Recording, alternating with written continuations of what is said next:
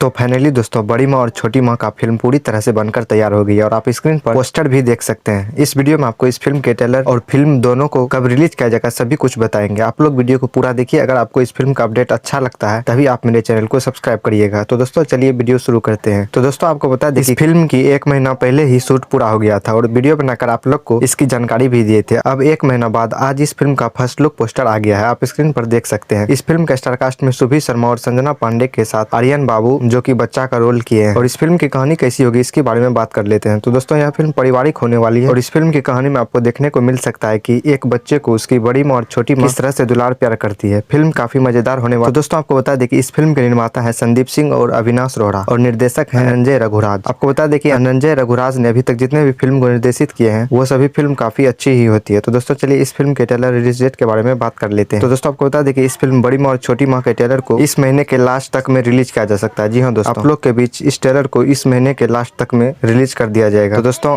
इसी तरह के फिल्म का अपडेट के लिए आप हमारे चैनल को सब्सक्राइब कर लीजिए और साथ में बेल आइकन को ऑल पर सेट कर लीजिए। मिलते हैं अगली वीडियो में अगली फिल्म का अपडेट लेकर, तब तक के लिए धन्यवाद।